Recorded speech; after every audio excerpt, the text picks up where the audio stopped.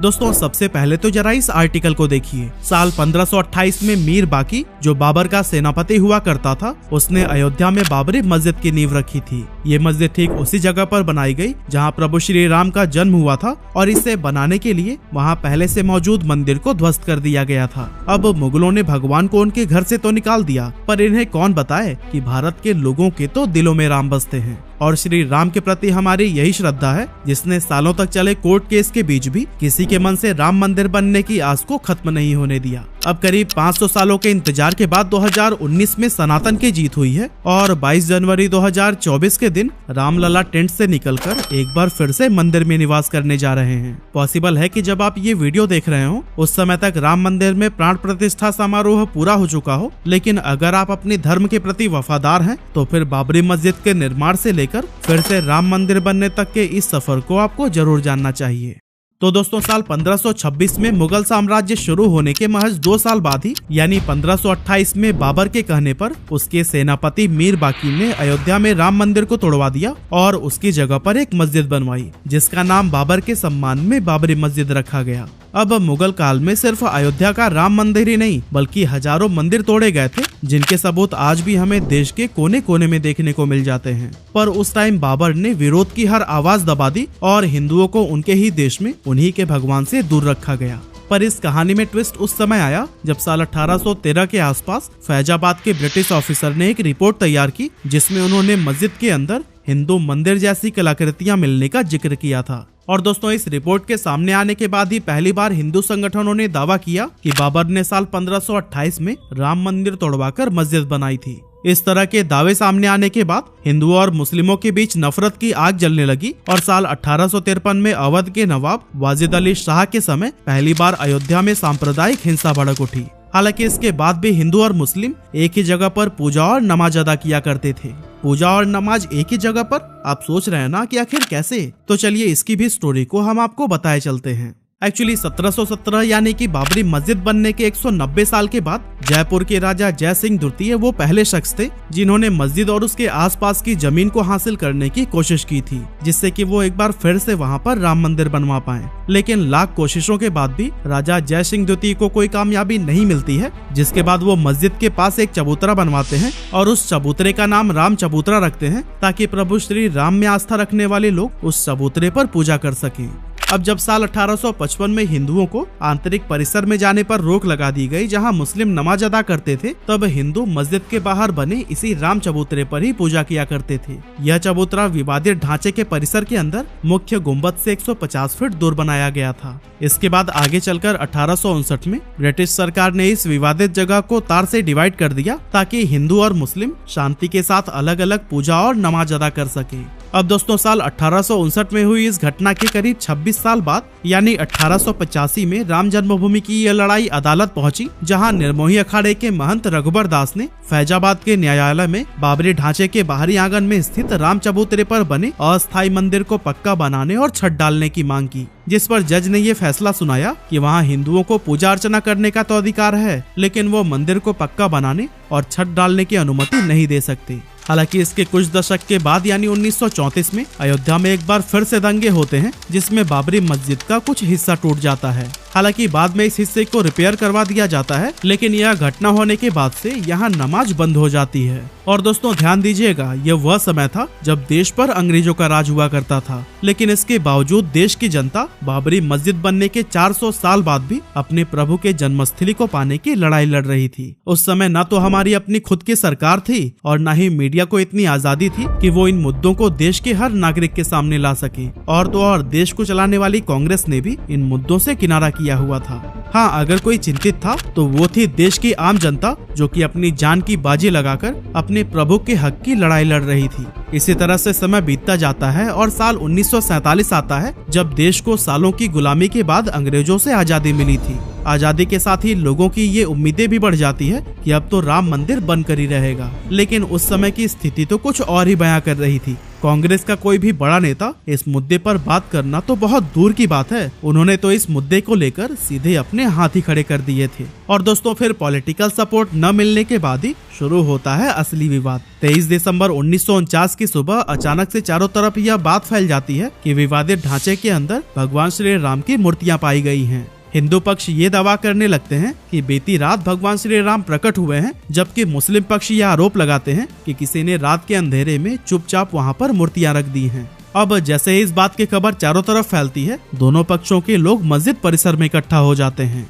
विवाद को बढ़ता हुआ देख उस टाइम के प्राइम मिनिस्टर जवाहरलाल नेहरू जिला मजिस्ट्रेट के नायर को चिट्ठी लिखकर यह आदेश देते हैं कि मूर्ति को वहां से हटाया जाए और स्थिति को शांत किया जाए। लेकिन के नायर दंगों और हिंदुओं की भावनाओं के भड़कने के डर से इस आदेश को पूरा करने में हाथ खड़ा कर देते हैं। के नायर प्राइम मिनिस्टर नेहरू जी को जवाब में लिखते हैं कि अगर मंदिर से मूर्तियां हटाई गई तो इससे हालात बिगड़ जाएंगे और हिंसा भी बढ़ सकती है। लेकिन दोस्तों जब यह पत्र नेहरू जी तक पहुंचता है, तब वह नायर जी के खत के जवाब में एक और खत लिखते हैं और फिर वापस से मूर्ति हटवाने की ही बात कहते हैं। लेकिन के नायर इस बार भी अपने हाथ पीछे खींच लेते हैं और मूर्ति को हटाने से साफ इनकार कर देते हैं। इस घटना के 7 दिन बाद ही फैजाबाद कोर्ट के द्वारा बाबरी मस्जिद को विवादित भूमि घोषित करके इसके मुख्य दरवाजे पर ताला लगा दिया जाता है। इसके बाद से 1950 में फैजाबाद सिविल कोर्ट में 2 अर्जी दाखिल की गई, जिसमें एक में रामलला की पूजा की इजाजत और दूसरे में विवादित ढांचे में भगवान राम की मूर्ति रखने की इजाजत मांगी गई।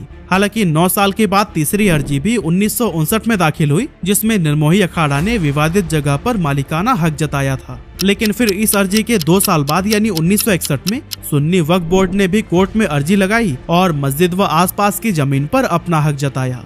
ये क्रम लगातार चलता रहा। कभी हिंदू पक्ष तो कभी मुस्लिम पक्ष विवादित जमीन को अपने अधिकार में लेने के लिए तरह तरह के दावे करते रहे। लेकिन इसके बाद 1980 में बीजेपी के गठन के बाद पार्टी ने खुलकर राम मंदिर आंदोलन का मोर्चा संभाला। वहीं दूसरी तरफ राष्ट्रीय स्वयंसेवक संघ और विश्व हिंदू परिषद ने भी राम मंदिर की लड़ाई को तेज कर दिया था। राम जन्मभूमि को आजाद करवाने और उस पर लगा ताला खुलवाने के लिए 24 सितंबर 1984 को बिहार के सीतामढ़ी से राम जानकी रथ यात्रा शुरू हुई, जिसमें हजारों लोग इस यात्रा के साथ जुड़े। 7 अक्टूबर 1984 को यह यात्रा अयोध्या पहुंची, जहां सरयू नदी के तट पर लाखों लोग इकट्ठा हुए। वहां पर अयोध्या में भव्य राम मंदिर का संकल्प लिया गया और फिर यात्रा लखनऊ होते हुए दिल्ली के लिए निकल गई। एक्चुअली इस यात्रा में 31 अक्टूबर 1984 को दिल्ली के विज्ञान भवन में संतों को जुटना था और यही इस यात्रा का समापन भी होना था। लेकिन उसी दिन सुबह सुबह प्राइम मिनिस्टर इंदिरा गांधी की हत्या हो गई और रथ यात्रा को बीच में ही खत्म करना पड़ा। इसके बाद आता है साल 1985 का साल, जब राम मंदिर लड़ाई को एक नई दिशा मिलती है। एक्चुअली इसी साल शाहबानो नाम की एक मुस्लिम महिला अपने पति से तलाक मिलने के बाद गुजारा भत्ता के लिए कोर्ट पहुंचती है, जहां कोर्ट उसके पक्ष में ही फैसला सुना देती है। अब इस फैसले से मुस्लिम समुदाय नाराज हो जाता है और दोस्तों इस कम्युनिटी के लोगों की नाराजगी को दूर करने के लिए उस टाइम के प्राइम मिनिस्टर राजीव गांधी 1986 में संसद में कानून बनाकर सुप्रीम कोर्ट के फैसले को ही पलट देते हैं। असल में राजीव गांधी 1979 के इलेक्शन के लिए ये सब कुछ कर रहे थे ताकि उन्हें मुस्लिम समुदाय के लोगों से भी वोट मिल सके। हालांकि राजीव गांधी के इस शर्मनाक कदम से हिंदू उनसे नाराज होकर उन पर मुस्लिम कम्युनिटी को खुश करने का आरोप लगाते हैं, जिसके बाद इस डैमेज को कंट्रोल करने के लिए राजीव गांधी एक और ऐतिहासिक भूल करते हैं और ये भूल होती है हिंदुओं की मांग को मानने की, जिसके लिए वो 1986 में ही 37 सालों से बंद अयोध्या के विवादित बाबरी ढांचे का ताला खुलवा देते हैं, जिससे कि वहां फिर से पूजा अर्चना शुरू हो जाती है। अब देखिए फिर से यहाँ मुस्लिम कम्युनिटी राजीव गांधी के इस फैसले से नाराज हो जाती है और 6 फरवरी 1986 को बाबरी मस्जिद एक्शन कमेटी का गठन किया जाता है। अब इसके बाद से आता है 1990 का साल, जब 25 सितंबर को लाल कृष्ण आडवाणी राम मंदिर के इस आंदोलन को बीजेपी का आंदोलन बताते हुए सोमनाथ से अयोध्या के लिए 10,000 किलोमीटर की रथ यात्रा निकालते हैं। और दोस्तों इस रथ यात्रा के दौरान बिहार में लाल कृष्ण आडवाणी का रथ रोकते हुए उन्हें गिरफ्तार कर लिया जाता है और रथ यात्रा पर यही रोक लगा दी जाती है। लेकिन असल में जिस दिन यह यात्रा खत्म होनी थी, यानी कि 30 अक्टूबर 1990 को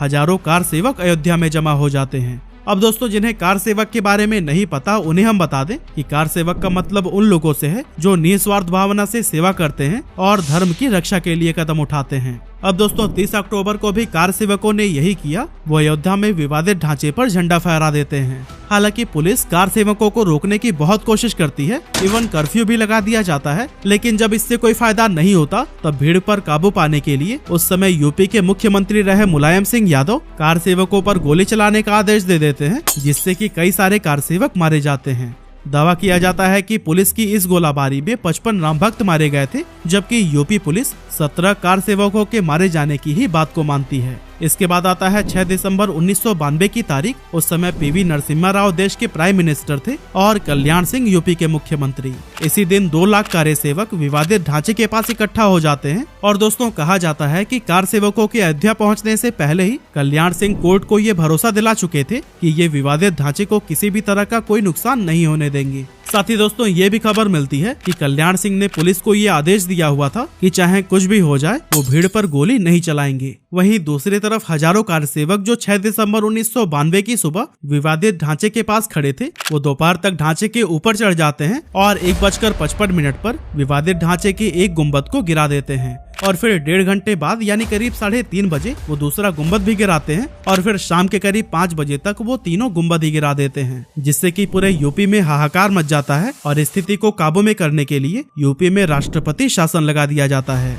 ढांचा गिराए जाने के कुछ ही घंटों के बाद से कल्याण सिंह जी यूपी के मुख्यमंत्री पद से इस्तीफा दे देते हैं, लेकिन उस टाइम उन्हें देखकर ऐसा लग रहा था कि इस बात का उन्हें कोई मलाल ही नहीं है। और दोस्तों इस बात को उन्होंने 2019 में खुद स्वीकार किया था, क्योंकि जब सुप्रीम कोर्ट से राम मंदिर पर फैसला आया तब एक न्यूज चैनल से बात करते हुए कल्याण सिंह ने कहा था कि ढांचा ढहाए जाने का मलाल ना तो तब था और न अब है। राम मंदिर बनने के फैसले से मैं इतना खुश हूँ कि अब मैं चैन से मर पाऊंगा। खैर 1992 की घटना के बाद भी अलग अलग जगह पर कई बार दंगे हुए, जिसमें बहुत सारे लोग मारे गए, लेकिन इसके बावजूद कोर्ट में शांति छाई रही।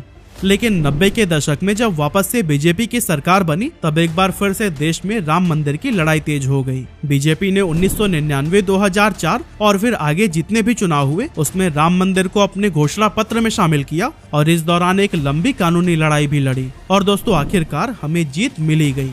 9 नवंबर 2019 को सुप्रीम कोर्ट एक ट्रस्ट बनाकर विवादित स्थल पर राम मंदिर को बनाने की अनुमति दे देती है और साथ ही वह मस्जिद के लिए भी एक वैकल्पिक जमीन देने का आदेश देती है, जिसके बाद से 5 फरवरी 2020 को ट्रस्ट का गठन किया जाता है और फिर राम मंदिर का निर्माण कार्य शुरू हो जाता है। तो दोस्तों 1528 में बाबर के कहने पर राम मंदिर को गिराकर उसके जगह पर बाबरी मस्जिद को खड़ा किया गया था, लेकिन अब 492 साल के बाद उसी जगह पर ही राम मंदिर का निर्माण हो रहा है, जो कि हर एक हिंदुस्तानी के लिए गर्व की बात है।